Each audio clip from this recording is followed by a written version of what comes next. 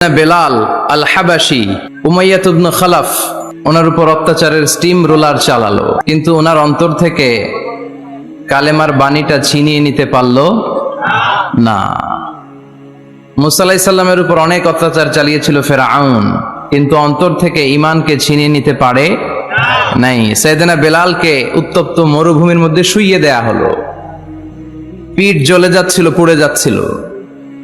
আপনারা জানেন যে আরব দেশের তপ্ত মরুভূমি এতটাই উত্তপ্ত, ওখানে চাল ফেলে দিলে ওইটা মুড়ি হয়ে যায়। সেটার মধ্যে শুইয়ে দিয়ে বলা হলো এবার আল্লাহরে ডাক। এতক্ষণ ডাকছিল লা ইলাহা ইল্লাল্লাহ, কিন্তু তারপরেও এত অত্যাচারের পরেও ঈমান ছিনিয়ে নেওয়া যায় নাই। উনি আল্লাহর সংক্ষিপ্ত নাম নিয়ে জিকির করছিলেন। উনি পড়ছিলেন আহাদ। উনি পড়ছিলেন কি? এই আহাদ সূরাতুল ইখলাসের ভেতরে আছে না নাই? কুল হুয়াল্লাহু আল্লাহুস লাম ইয়ালিদ ওয়া লাম ইয়াকুল লাহু কুফুয়ান আহাদ। তো আহাদ হচ্ছে আল্লাহর নাম। এজন্য আমাদের অন্তর থেকে ঈমান ছিনিয়ে নেওয়া এত সোজা না। চিল্লায় বলেন ঠিক কিনা? মুমিনের কাছে সবচাইতে দামি জিনিস হচ্ছে তার ঈমান। ঈমান যদি চলে যায় সে সব হারালো, তার কিচ্ছু নাই। আর ঈমান যদি তার থাকে, তার সব হারিয়ে গেল, তার কিচ্ছু যায় আসে না। চিল্লায় বলেন ঠিক কিনা? এজন্য আমরা সব সময় কামনা করি যে আল্লাহ তাআলা আমাদেরকে ঈমানের সাথে রাখুক। আমরা পড়ি আমিন। এজন্য সব সময় শুকরিয়া করতে হবে একজনের, যিনি আমাদেরকে ঈমানের উপর থাকার তৌফিক এনায়েত করেছেন। তিনি কে? আল্লাহ। আল্লাহর শুকরিয়া কি কম কম না বেশি বেশি? বিশ্বনবী সাল্লাল্লাহু আলাইহি ওয়াসাল্লাম মসজিদে নববীতে সালাতের ইমামতি করছেন। আল্লাহু আকবার বলে নামাজ শুরু করলেন। রুকুতে গেলেন, রুকু থেকে দাঁড়িয়ে পড়লেন সামি আল্লাহু লিমান হামিদা। ফিসফিস আওয়াজে পেছনে থাকা সাহাবারা পড়লেন রব্বানা ওয়ালাকাল হামদ। এক সাহাবী অতিরিক্ত বাড়িয়ে পড়লেন হামদান কাসীরান তাইয়িবান মুবারাকান ফীহি। পারেন না সবাই? পড়েন হামদান কাসীরান তাইয়িবান মুবারাকান ফীহি। আবার আওয়াজ করে পড়েন হামদান কাসীরান তাইয়িবান মুবারাকান ফীহি। বিশ্বনবী সালাত শেষ করলেন, সালাম ফিরালেন, মুসল্লিদের দিকে মুখ ফিরিয়ে বললেন সামি আল্লাহু লিমান হামিদা বলে যখন আমি দাঁড়িয়েছি, তোমরা ফিসফিস করে পড়েছো রব্বানা ওয়ালাকাল হামদ। কে যেন পড়েছো হামদান কাসীরান তাইয়িবান মুবারাকান ফি? কে পড়েছো? আমি তো এটা কখনো শিখাই নাই। কোত্থেকে পেলে? কেন পড়েছো? দাঁড়াও। কেউ দাঁড়ায় না, ডানে বায়ে সামনে পেছনে কেউ দাঁড়ায় না। সবাই ভয় পেয়ে গেছে কি যেন কি হয়। বিশ্বনবী অভয় দিলেন, বললেন যে আমি কিছু বলবো না, দাঁড়াও। বিশ্বনবী অভয় দেওয়ার পর এক সাহাবী হাত তুলে দাঁড়িয়ে বললেন ইয়া রাসূলুল্লাহ আমি পড়েছি। বিশ্বনবী বললেন কেন পড়েছো? আমি তো এটা শিখাই নাই। সাহাবী বললেন ইয়া রাসূলুল্লাহ আল্লাহর প্রশংসা আমার কম কম করলে অন্তর জুড়ায় না, আমার করতে মনে চাই বেশি বেশি। এজন্য আমি নিজ থেকে এটা বানিয়ে বাড়িয়ে মিলিয়ে পড়ে দিয়েছি হামদান কাসীরান তাইয়িবান মুবারাকান ফি। বিশ্বনবী বললেন ভয় নাই, চিন্তা নাই, টেনশনের কোনো কারণ নাই, কারণ আমি সালাতে থাকা অবস্থায় দেখেছি তোমার এই অতিরিক্ত চারটা তাসবির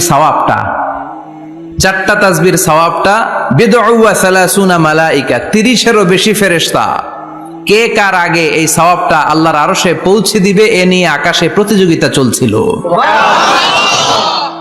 এজন্য আল্লাহর প্রশংসা বেশি বেশি করার দরকার আছে না নাই?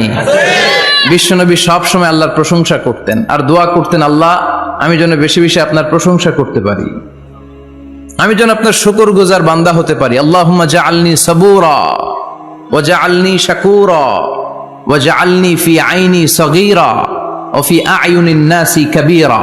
এর মানে হচ্ছে আল্লাহ আপনি আমারে ধৈর্যশীল বানান, আপনি আমাকে শুকরগুজার বানান, আমার চোখে আপনি আমারে ছোট বানান, গোটা বিশ্বের মানুষের চোখে আপনি আমারে বড় বানান। পড়েন আমিন। নিজের চোখে নিজেকে কি করবেন? ছোট। তাহলে মানুষের চোখে বড় বানাই দিবে কে? আর নিজেই যদি বলেন আমি বড়, ফেরাউনের মতো আনা রব্বুকুমুল আ'লা, আমি তোদের বড় খোদা, আল্লাহকে তুই হইলি হুদা, ঠিক কিনা? বড় হইতে পারে নাই, পানিতে চুবাই চুবাই আল্লাহ মারছে। চিল্লায় বলেন ঠিক কিনা? পৃথিবীতে কেউ তো স্থায়ী হয় না, হোক না সে ফেরাউন কি বা নমরুদ, কেউ ভবে চিরদিন রয় না, কেউ ভাবে চিরকাল রয় না, পৃথিবীতে কেউ তো স্থায়ী হয় না। হোক না সে ফেরাউন কিবা নামরুদ, কেউ ভাবে চিরদিন রয় না, কেউ ভাবে চিরকাল রয় না। চিল্লায় বলেন ঠিক কিনা? চিরকাল কেউ থাকবে না, কারণ আল্লাহ ছাড় দেয়, তিনি ছেড়ে দেন না। মনে রাখবেন, আল্লাহ কি দেয় আর কি দেয় না। ফেরাউনরে কি দিছিল? ছাড় দিছে, ছাইরা দিছে। নমরুদরে কি দিছে? ছাড় দিছে, ছাইরা দিছে। এখনো দেখা যায় আল্লাহ অনেককে ছাড় দেয়, ঢিল দেয়, সুযোগ দেয়, কিন্তু আল্লাহ ছেড়ে দিবেন না। চিৎকার করে বলেন ঠিক কিনা? এজন্য সবসময় প্রশংসা করব কার? খাওয়ার সময় প্রশংসা কার? ঘুমানোর সময়, জিকির করার সময়, ঘুষ খাওয়ার সময়। ঘুষ খাওয়া যাবে? আর রাশি ওয়াল মুরতাশি কিলাহুমা ফিন্নার। ঘুষ যে দেয়, ঘুষ যে নেয়, উভয়ই জাহান্নামী। আল্লাহ ঘুষ থেকে আমাদেরকে বাঁচাও। বাংলাদেশে ঘুষ আছে না নাই? সরকারি অফিসগুলোতে শুধু নাই, বেশি। আল্লাহ ঘুষ থেকে হেফাজত করো, যৌতুক থেকে হেফাজত করো, পর্নোগ্রাফি থেকে হেফাজত করো, হিন্দি সিনেমা থেকে হেফাজত করো, মারামারি কাটাকাটি থেকে তুমি আমাদেরকে হেফাজত করো। গোটা বাংলার জমিনে ঐক্য প্রতিষ্ঠা করার তৌফিক দাও। মদিনার সমাজ যেন আমাদের দেশে প্রতিষ্ঠিত হয়, আল্লাহ তুমি তৌফিক দাও। চিল্লায় পড়েন আমিন। এজন্য বিপদে আপদে মুমিন সব সময় প্রশংসা করে কার? আল্লাহর প্রশংসা করে শেষ করা যায়? যাবে? ওয়া ইন তাউদ্দু নি'মাতাল্লাহি লা তুহসুহা। আমার নেয়ামত যদি গুনতে শুরু করে দাও, গুনে শেষ করা যাবে না। আর নেয়ামতের প্রশংসা যদি করো, আমি নেয়ামত আরো বাড়িয়ে দেব। আর যদি প্রশংসা না করো, তাহলে জেনে রাখো আমার শাস্তি বড় কড়া। আমি সব সময় ধরি না, ধরলে সারি না। এজন্য সবসময় প্রশংসা করতে হবে কার? বিপদে আপদে, সুখে দুঃখে আল্লাহর প্রশংসা। অভিযোগ কমিয়ে দেন, দেখবেন সুখে থাকবেন। এইটা নাই, ওইটা নাই, এইটা পাই নাই, ওইটা পাই নাই, জীবনে এইটা হই নাই রে, ওইটা পাইলাম না রে, এরকম অভিযোগ করে দেদারছে অনেক। এরকম লোক আছে না নাই? এরা অসুখী, এরা অসফল। সফল ব্যক্তিদের একটা গুণাবলী হচ্ছে এরা কমপ্লেইন করে কম, কমপ্লেইন করে কম, তারা শুকরিয়া করে বেশি। দে আর ভেরি গ্রেটফুল। তারা শুকরিয়া করে বেশি। এটা পাই নাই, ওইটা পাই নাই, এগুলো বলবেন না। কারণ আপনি যেটা পাইয়া খুশি না, অনেকে এইটা পাওয়ার জন্য সংগ্রাম করে যাচ্ছে। আপনি এখন যেই জায়গাটাতে আছেন, এই জায়গাটাতে পৌঁছা অনেকে স্বপ্ন। আপনি এটা পেয়ে খুশি না, কিন্তু আপনার জায়গায় পৌঁছার জন্য অনেকে স্ট্রাগল করে যাচ্ছে, সংগ্রাম করে যাচ্ছে। আপনি যেই পজিশনে আছেন, শুধু এই পজিশনে আসাটাই অনেকের স্বপ্ন। তো শুকরিয়া করবেন না কেন? এজন্য সব সময় আমাদের বেশি বেশি শুকরিয়া করতে হবে কার? রব্বুল আলামিন বলেন, কুল লাউ কানাল বাহরু মিদাদান লিকালিমাতি রাব্বি লানাফিদাল বাহরু ক্বাবলা আন তানফাদা কালিমাতু রাব্বি ওয়ালাউ জিনা বিমিসলিহি মাদাদা। সাগরের জলকে কালি করে, গাছের পাতাকে খাতা করে, তোমার মহিমা লেখা শেষ হবে না, যদিও লিখি প্রভু জীবন ভরে। সাগরের জলকে কালি করে, গাছের পাতাকে খাতা করে, তোমার মহিমা লেখা শেষ হবে না, যদিও লিখি প্রভু জীবন ভরে। সাগরের জলকে কালি করে। চিল্লায় বলেন ঠিক কিনা?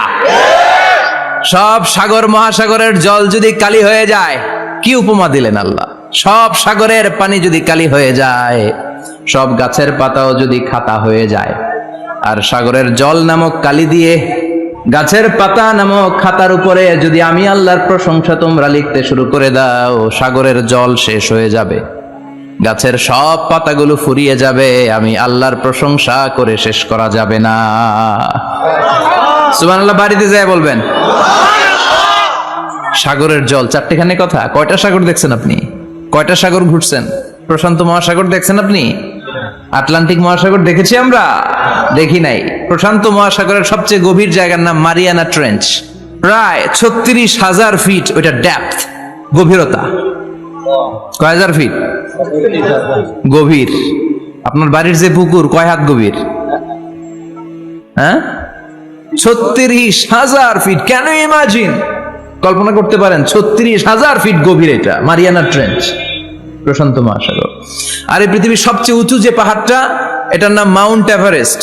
এটার উচ্চতা প্রায় অ্যাপ্রক্সিমেটলি রাউন্ড 29,000 ফিট। পাহাড়, পৃথিবীর সবচেয়ে উঁচু পর্বত শৃঙ্গ মাউন্ট এভারেস্ট 29,000 ফিট। আর পৃথিবীর সবচেয়ে গভীর সাগর, প্রশান্ত মহাসাগরের সবচেয়ে গভীর জায়গা মারিয়ানা ট্রেঞ্চ, ওইটা নাকি 36,000 ফিট। তাহলে ওই পাহাড়কে তুলে ধরে এনে প্রশান্ত মহাসাগরের সবচেয়ে গভীর জায়গা মারিয়ানা ট্রেঞ্চের উপর যদি ছেড়ে দেয়া হয়, পুরো পাহাড় ডুবে যাবে। সুবহানাল্লাহ নাই? পুরো পাহাড় ডুবে যাবে, উপরে পানি থেকে যাবে প্রায় 7,000 ফিট। আল্লাহু আকবার। এই পৃথিবীর দ্বিতীয় গভীরতম সাগরের নাম আটলান্টিক মহাসাগর। এ সাগরের সবচেয়ে গভীর জায়গার নাম হচ্ছে পুয়ের্টো রিকো। এই পুয়ের্টো রিকোর গভীরতা প্রায় 33,000 ফিট। কত? আর সবচেয়ে বড় পাহাড় 29,000 ফিট। তো এই সাগরেও যদি বড় পাহাড়টা, পৃথিবীর সবচেয়ে উঁচুতম পর্বত শৃঙ্গকে এনে ছেড়ে দেয়া হয়, পুরো পাহাড় পানিতে তলিয়ে তো যাবেই, এর উপরে আরো পানি থেকে যাবে 4,000 ফিট। সাগর, মহাসাগর, পানি বেশি না কম? জোরে বলেন। কি বিশাল আটলান্টিক মহাসাগর! লম্বায় তো অনেক বড়, আড়াআড়ি ভাবে এটারে ক্রস করে অনেক প্লেন, অনেক বিমান। আগে কনকর্ড ক্রস করতো হিথ্রো এয়ারপোর্ট থেকে জন এফ কেনেডি এয়ারপোর্টে ল্যান্ড করার জন্য। ঘন্টায় 1000 মাইল বেগে ছুটতো এই প্লেনগুলো।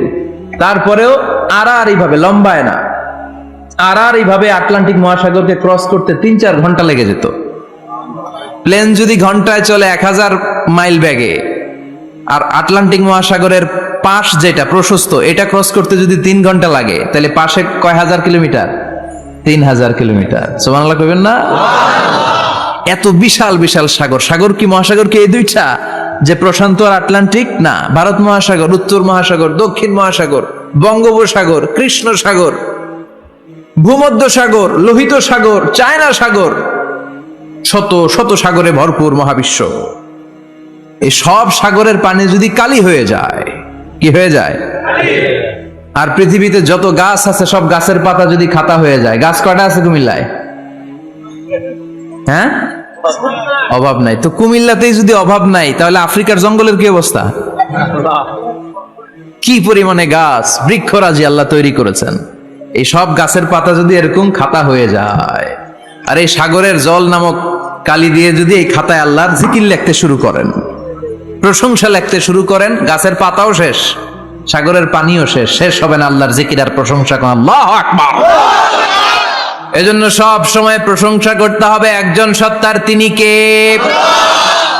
সে আল্লাহ বললেন, হুয়াল আউয়ালু ওয়াল আখিরু ওয়াল যাহিরু ওয়াল বাতিন ওয়া হুয়া বিকুল্লি শাইইন আলিম। আল্লাহ বললেন, আমার প্রশংসা করবি না কেন? আমি সবার প্রথমে, আমি সবার শেষে, আমি প্রকাশ্যে, আমি গোপনে। কার কথা?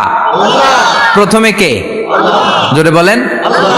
প্রথমে আল্লাহ আল্লাহ, শেষেও আল্লাহ আল্লাহ, আকাশে আল্লাহ আল্লাহ, জমিনে আল্লাহ আল্লাহ। পড়েন পড়েন। প্রথমে আল্লাহ আল্লাহ, শেষেও আল্লাহ আল্লাহ, আকাশে আল্লাহ আল্লাহ, জমিনে আল্লাহ আল্লাহ। আবার পড়েন। প্রথমে, শেষেও,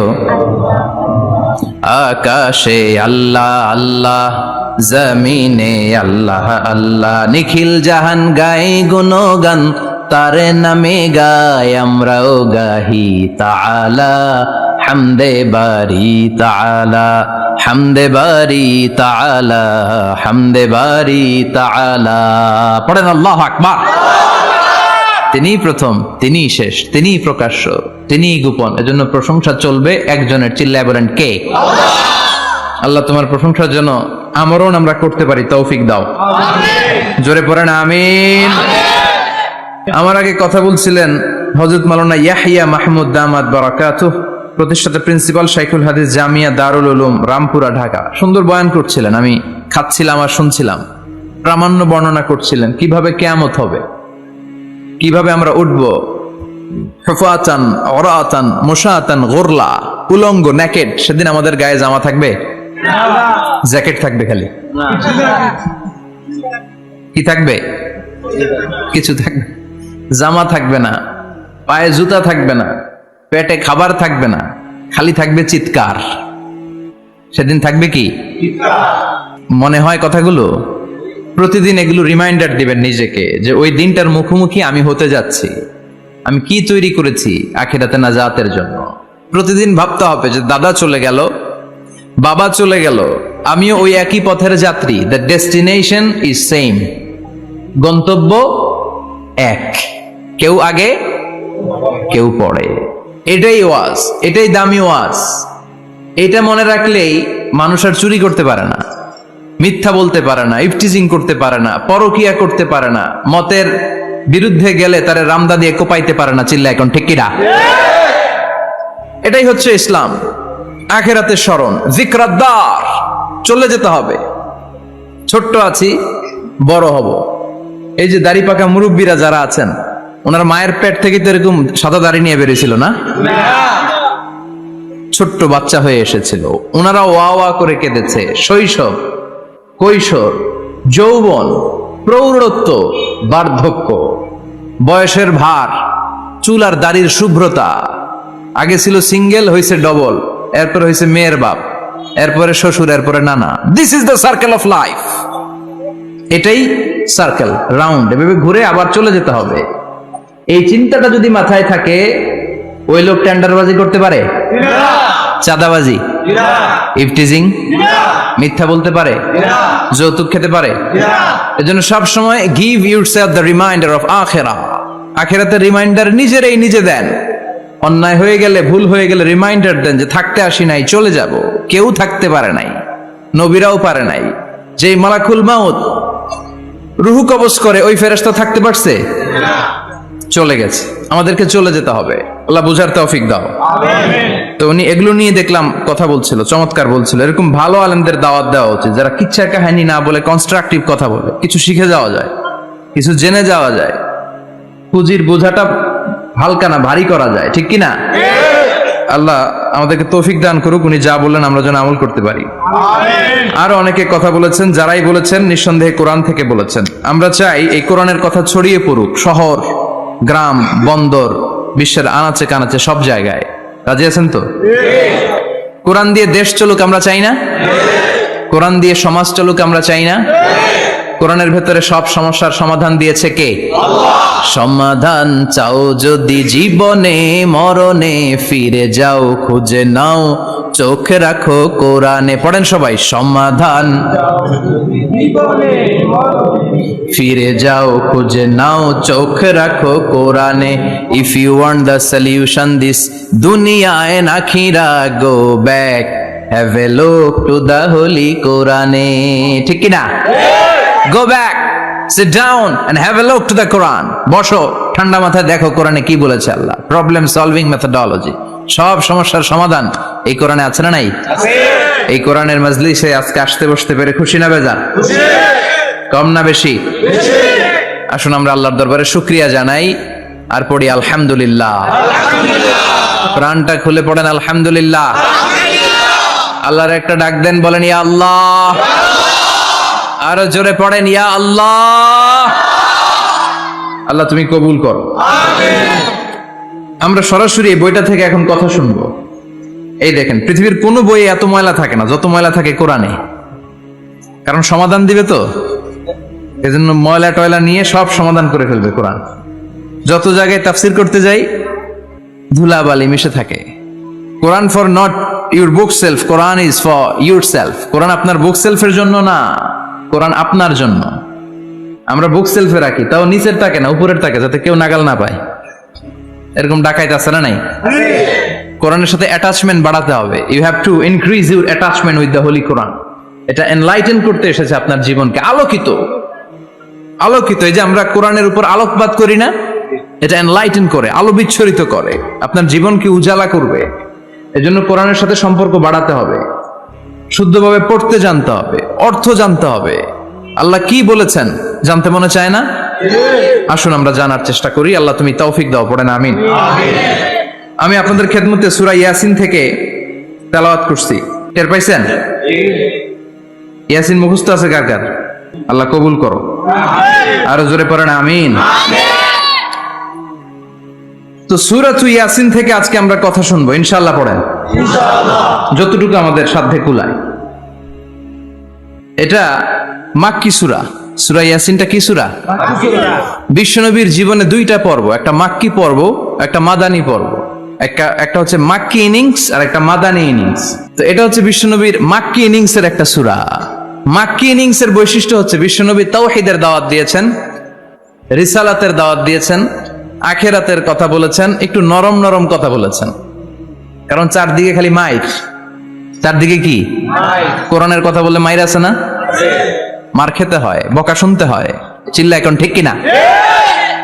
বিশ্বনবীরে বলা হলো এগুলো ছেড়ে দেন, এগুলো ছেড়ে দেন। সুন্দরী নারী দেব, টাকার পাহাড় দেব, ক্ষমতার চেয়ারে বসিয়ে দেব, সব দিব। এই হচ্ছে আমাদের 3 দফা। নারী দেব, সম্পদ দিব, ক্ষমতা দিব। বিশ্বনবী বললেন আমার খালি 1 দফা। আমার কয় দফা? লা ওয়াদাউ আশ-শামসা ফি ইয়ামিনি, সূর্য যদি ডান হাতেও দাও, ওয়াল কামারা ফি ইয়াসারি, চন্দ্র যদি বাঁ হাতেও দাও, এই কালেমার দাওয়াত থেকে 1 হাতও আমারে পিছনে নেওয়া যাবে না। চিল্লা এখন ঠিক কি না? মুমিন কখনো ভয় পায় না, মুমিন কখনো পিছু হটে না, মুমিন স্ট্র্যাটেজি চেঞ্জ করে, মুমিন কৌশলী হয়। এই রাস্তা দিয়ে যাওয়া যায় না, বৈশা বৈশা কেঁদে লাভ নাই, রাস্তা আরেকটা খুঁজতে হবে, আরেকটা রাস্তা বানায় নিতে হবে। এটাই হচ্ছে মুমিনের বৈশিষ্ট্য। আল্লাহ তুমি বুঝার তৌফিক দাও। মাদানী ইনিংসে বিশ্বনবী গর্জে উঠলেন, জ্বলে উঠলেন আপন শক্তিতে। তো বিশ্বনবী মাদানী ইনিংসে যেটা করেছেন সেটা হচ্ছে সমাজ সংস্কার করেছেন। He was a very good reformer of the society, as a father, as a husband, as a reformer of the society, as a lawgiver, as a lawmaker, as a commander, and as a messenger. Muhammad is the Superman of the world. স্বামী হিসেবে, বাবা হিসেবে, নেতা হিসেবে, নবী হিসেবে, সমাজ সংস্কারক হিসেবে, আইন প্রণেতা হিসেবে মুহাম্মদ হচ্ছেন এই পৃথিবীর জন্য সুপারম্যান। তার কোনো তুলনা হয় না, বিশ্বনবীর কোনো তুলনা হয় বিয়ন্ডলেস, বাউন্ডলেস, বটমলেস। তারা নিয়ে কথা বলতে গেলে সময় ফুরায় যাবে, মাইকের ব্যাটারি শেষ হয়ে যাবে, মাগার কথা শেষ হবে।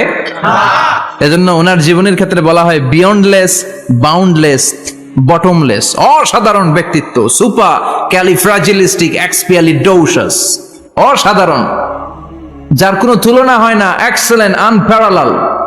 মাদানী জীবনে উনি সশস্ত্র সংগ্রাম করলেন, সংস্কার করলেন সমাজটাকে, সেনাবাহিনী বানালেন।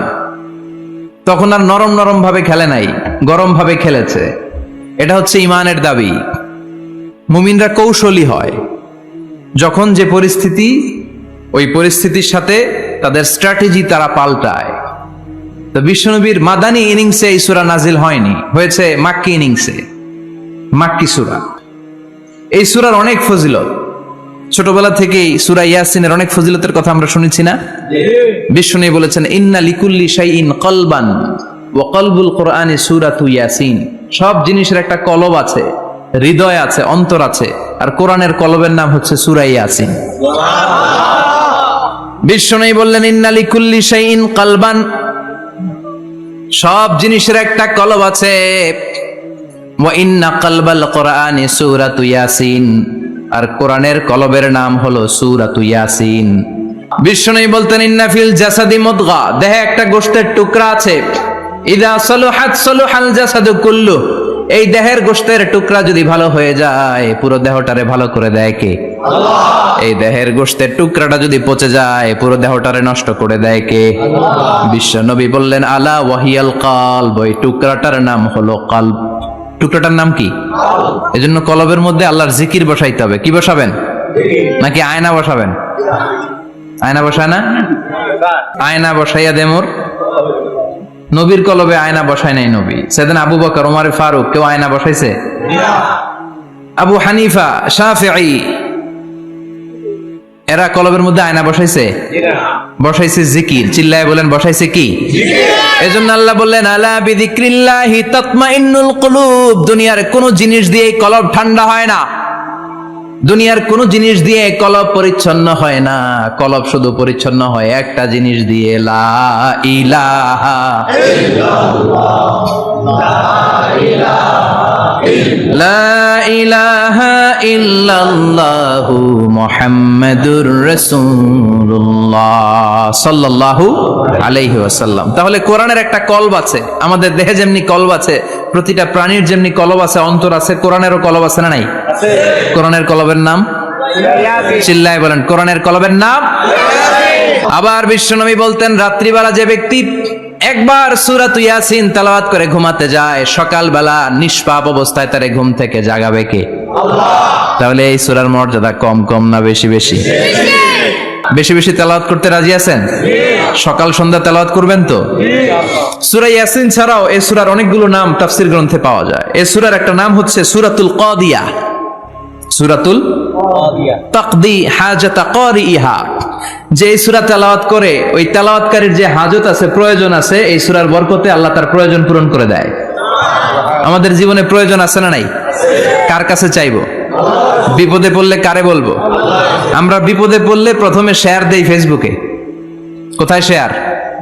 আগে শেয়ার দিব কার কাছে? মনে থাকবে? বিপদে পড়লে ফেসবুকে শেয়ার দিব না, বন্ধুরে শেয়ার করব না, বউয়ের কাছেও পরে শেয়ার করব, আগে শেয়ার করব কার কাছে? মনে থাকবে?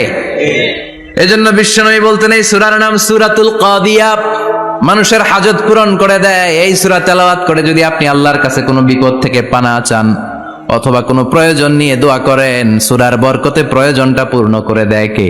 আল্লাহ। কেউ যেটা পারে না পারে কে? আল্লাহ। কেউ যেটা দেয় না দেয় কে? আল্লাহ। কেউ যেটা শোনে না শোনে কে? আল্লাহ। তাহলে পেলাম সূরাতুল কাদিয়া। আরেকটা নাম আছে সূরার, সেটা হচ্ছে সূরাতুল আযীমা, সুমহান সূরা। কি সূরা? সুমহান, আযীমা।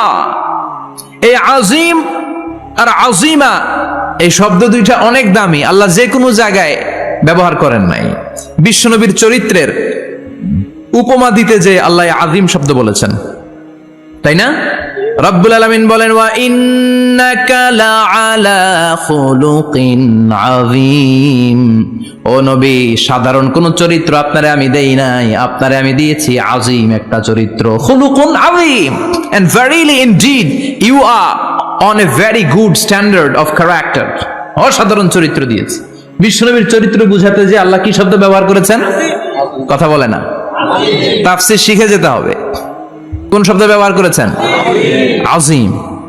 আবার আল্লাহ নিজের পরিচয় দিতে যে আযীম বলেছেন, ওয়ালা ইয়াউদুহু হিফযুহুমা ওয়া হুয়াল আলিয়্যুল আযীম। সুবহানাল্লাহ। আকাশ জমিনের নিয়ন্ত্রণ করতে যে আল্লাহ কখনো ক্লান্ত হয় নাকি? কারণ তিনি হচ্ছেন আল আলিয়্যুল আযীম। আল্লাহু আকবার। তার মানে নবীর চরিত্রের ক্ষেত্রে আযীম, আল্লাহর নিজের সত্তার ক্ষেত্রে আল্লাহ বললেন আযীম। আবার বললেন কিয়ামতের দিন গোটা পৃথিবীটারে আমি নাড়িয়ে দেব, গোটা পৃথিবীতে একটা আমি ভূমিকম্প দিব। এই কথাও কোরআনে আছে না নাই? ইযা জুলজিলাতিল আরদু জিলজালাহা আল কারিয়াতু মাল কারিয়া। পুরো পৃথিবী কাঁপিয়ে দিব। এই কাঁপাকাঁপিটা ওই দিনের ভূমিকম্পটা কি অন্যান্য সময়ের ভূমিকম্পের মতো হবে? এই ভূমিকম্পকে আল্লাহ বলেছেন আযীম। ইন্না জালজালাতাস সাআতি লা শাইউন আযীম। সেদিনের ভূমিকম্প সাধারণ কোনো আর্থকোয়েক নয়, সাধারণ ভাইব্রেশন না, এটা আযীম। আবার আল্লাহ কোরআনকেও আযীম বলেছেন, ওয়ালাকাদ আতাইনাকা সাবআম মিনাল মাসানি ওয়াল কুরআনাল আযীম। ও নবী, আমি আপনারে নিত্য পাঠনীয় সপ্তবাক্য সূরাতুল ফাতিহা দিয়েছি, সাথে সাথে কোরআনে আযীম দান করেছি। সুবহানাল্লাহ। তার মানে কোরআনের ক্ষেত্রে আযীম, কিয়ামতের ভূমিকম্প এটা আযীম, আল্লাহ নিজেও আযীম, বিশ্বনবীর চরিত্র আবার এই সূরাটাও যেহেতু দামি, এজন্য এই সূরার নাম সূরাতুল আযীমা। সূরাতুল সুমহান সূরা, এটা যেন তেন সূরা নয়, এটা তো কোরআনের কলব। কলব ছাড়া মানুষ বাঁচে? হার্ট ফাউন্ডেশনে যেয়ে দেখবেন মানুষের কি অবস্থা। হৃদরোগ, হৃদয় যার নষ্ট, তার যে কত কষ্ট। এই যে কি পরানো লাগে এখন, রিং পরায়, এনজিওগ্রাম, এনজিওপ্লাস্টি করে আর্টারি ব্লক করে ফেলে। চর্বি, এত চর্বি আমরা খাই, এত গরুর গোশত আমরা খাই। মনে রাখবেন, যেই প্রাণীর পা বেশি ওইটার ভিতরে কোলেস্টেরল বেশি। মাছের কয় পা? হ্যাঁ, নাই, এখানে নাই, মাছের পাটা নাই, কোলেস্টেরল নাই। মুরগির কয় পা? জোরে বলতে হবে। তার মানে কিছু কোলেস্টেরল আছে না নাই? গরুর কয় পা? কোলেস্টেরল বেশি না কম? এইবার কোন চিংড়ির কয় পা?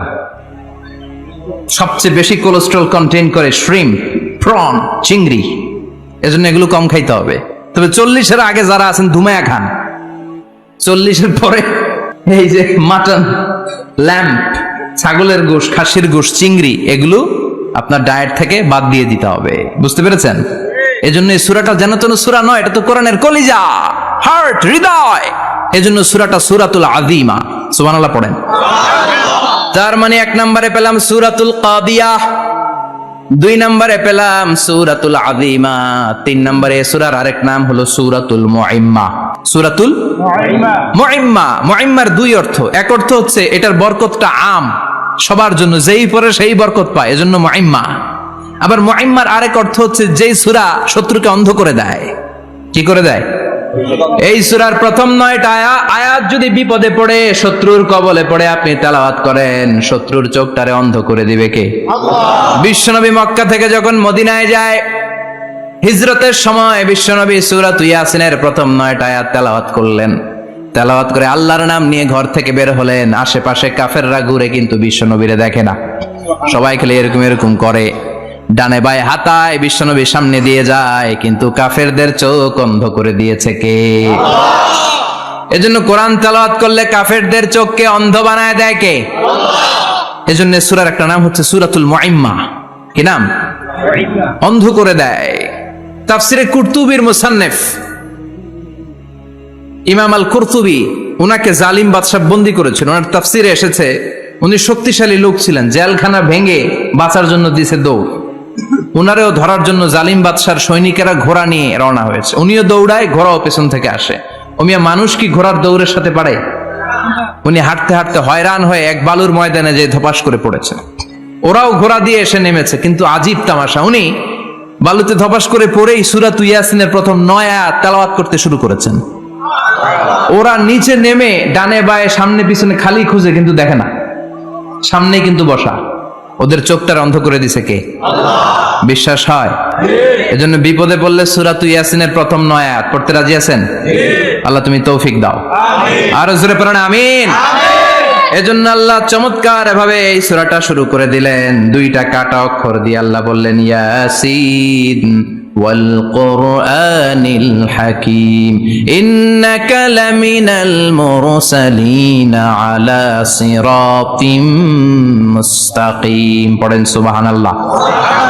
ইয়াসিন। সূরাটা শুরু করলেন কি দিয়ে? ইয়াসিন। এটা কি কোনো বাক্য? এটা কি কোনো শব্দ? এটা কি অক্ষর? 2টা। প্রথম অক্ষরের নাম, দ্বিতীয়টা আওয়াজ করে বলেন, প্রথম অক্ষরটার নাম, দ্বিতীয়টা। খুব চমৎকার না? বাক্য দিয়ে এই সূরাটা শুরু করে নাই। যেমন ইযা জুলজিলাতিল আরদু জিলজালাহা, এই সূরার প্রথম আয়াত, এটা একটা বাক্য না? ওয়াদ-দুহা ওয়াল-লাইলি ইযা সাজা, বাক্য না? কিন্তু ইয়াসিন, এটা কি কোনো বাক্য? এটা কি কোনো শব্দ? না, এটা কাটা 2টা অক্ষর। সুবহানাল্লাহ পড়েন। আল্লাহ 114টা সূরার প্রায় 29টা সূরা এরকম কাটা কাটা অক্ষর দিয়ে শুরু করেছেন। সুবহানাল্লাহ নাই? এই 29টা সূরা কখন আল্লাহ একটা অক্ষর দিয়ে শুরু করেছেন, কখনো 2টা অক্ষর দিয়ে, কখনো 3টা দিয়ে, কখনো 4টা দিয়ে, কখনো 5টা দিয়ে। একটা অক্ষর দিয়ে আল্লাহ কোরআনের সূরা শুরু করেছেন। এরকম একটা সূরা বলেন, নুন ওয়াল কলামি ওয়া মা ইয়াসতুরুন। নুন, নুন দিয়ে সূরা শুরু হয়ে গেছে। তারপরে কফ, এক অক্ষর দিয়ে সূরা শুরু হয়ে গেছে। সুবহানাল্লাহ পড়েন। সুবহানাল্লাহ। এবার বলেন 2 অক্ষর দিয়ে সূরা শুরু হয়েছে এরকম সূরা বলেন। এত দূরে যান কেন? এটা আছে না নাই? ইয়াসিন, সুবহানাল্লাহ পড়েন। ইয়াসিন 2 অক্ষর দিয়ে, তারপরে হামিম, এবার 3 অক্ষর দিয়ে আল্লাহ সূরা শুরু করছেন। এরকম আলিফ লাম তা সিন মিম, আল্লাহু আকবার। আবার 4টা অক্ষর দিয়ে সূরা শুরু হয়েছে, এরকম আছে না নাই? আবেশাব কোন? আলিফ লাম মিম র, আলিফ লাম মিম সদ, আছে না নাই? আবার 5টা কাটা অক্ষর দিয়ে সূরা শুরু হয়েছে, এরকম সূরাও আছে না নাই? সূরা মারিয়ামের শুরুতে কি আছে? কাফ হা ইয়া আইন সাদ, সুবহানাল্লাহ পড়েন। এরকম প্রায় 29টা সূরা আল্লাহ কাটা কাটা অক্ষর দিয়ে শুরু করেছেন, কোনো বাক্য দিয়ে নয়, কোনো শব্দ দিয়ে নয়। কি দিয়ে? হারফ দিয়ে। হারফ, এই হারফগুলোরে বলে হুরুফ আত-তাহাজ্জি বা হুরুফ আল মুকাত্তাআত, কাটা কাটা অক্ষর। মনে রাখবেন কোরআনের আয়াতগুলো 2 ভাগে বিভক্ত, একটা মুহকাম, একটা মুতাশাবিহ। মুহকাম মানে যেগুলোর অর্থ আমরা জানি, যেগুলোর ব্যাখ্যা আমরা জানি, যেটার ইন্টারপ্রিটেশন, এক্সপ্লেনেশন আমাদের জানা আছে। আর মুতাশাবিহ আমরা অর্থ জানি না, আমরা ব্যাখ্যা জানি না, এটা দিয়ে আসলে কি বুঝাইছে আমরা কেউ জানে না। জানে একজন, চিল্লায় বলেন তিনি কে?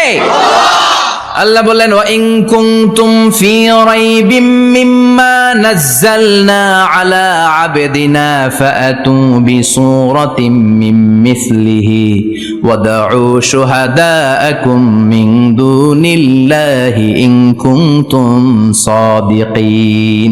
আল্লাহ বললেন ও জাহেলি যুগের লোকেরা, শোনো শোনো, এত আরবি কবিতা বানাতে পারো, এত গল্প লিখতে পারো, আরবিতে এত নোবেল বানাতে পারো, উপন্যাস বানাতে পারো, আর্টিকেল লিখতে পারো, আমার নবীর উপর যে কোরআন আমি নাজিল করেছি, এই কোরআনের ব্যাপারে অন্তরে যদি কোনো সন্দেহ থাকে, বাপের বেটা হলে পারলে কোরআনের মতো একটা সূরা বানিয়ে নিয়ে আসো। পারছে? কিয়ামত পর্যন্ত কেউ পারবে? বিশ্বনবী যেই জামানাতে এসেছিলেন, ওই জামানায় আরবি ভাষা সাহিত্যের উৎকর্ষতা সাধিত হয়েছিল। আরবি ভাষার এতটা উৎকর্ষ পৃথিবী কখনো দেখে নাই। কবিতা, গদ্য, পদ্য, গল্প, উপন্যাস, রচনা, প্রবন্ধ, আর্টিকেলের সয়লাভ। এই ভাষা সাহিত্যিকদের চোখে আঙ্গুল দিয়ে আল্লাহ বুঝাতে চাইলেন, এত অর্থ করতে পারো, এত ব্যাখ্যা জানো, এত বড় বড় বুলিয়া ওড়াও, এত কিছু তুমি জানো, তাহলে বলো ইয়াসিন অর্থ কি? সুবহানাল্লাহ কইবেন না? তাইলে বল নুন অর্থ কি? কফ মানে কি? আলিফ লাম রা মানে কি? ফাবুহিতাল্লাযী কাফার। কেউ জানে না, কেউ উত্তর দিতে পারে না। কোন সুবহানাল্লাহ। এটা কোরআনের মুজিজা, এটার অর্থ কেউ জানে না। আর এগুলোর অর্থ নিয়ে খোঁচাখুচি করাও ঠিক না। তবে মুফাসসিরিন ইকরাম এগুলোর কিছু অর্থ সম্ভাব্য বলার চেষ্টা করেছেন। যেমন ইয়াসিনের অর্থ ইবনে আব্বাস বলেছেন, এর অর্থ হতে পারে ইয়া ইনসান, হে মানুষ। সুবহানাল্লাহ পড়েন। কেউ কেউ বলেছে এটার অর্থ হতে পারে ইয়া সাইয়্যিদ আল মুরসালিন। কেউ কেউ বলেছেন ইয়াসিন হতে পারে ইসমুল্লাহ, আল্লাহর নাম।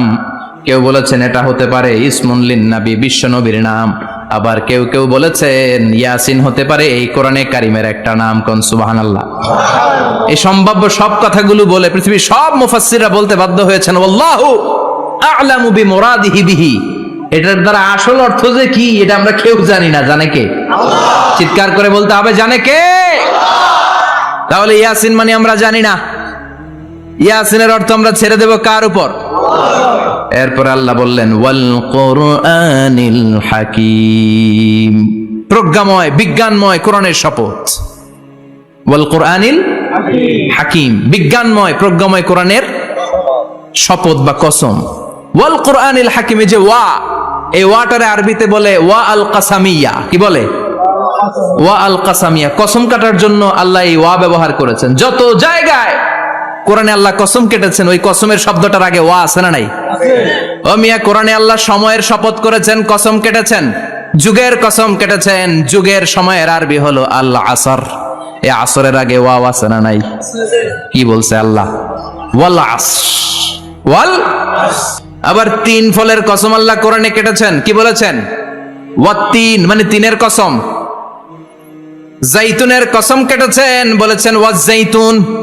তুর পাহাড়ের কসম কেটেছেন, বলেছেন ওয়াতুর সিনিন। যত জায়গায় কসম তত জায়গায় ওয়াও আছে না নাই?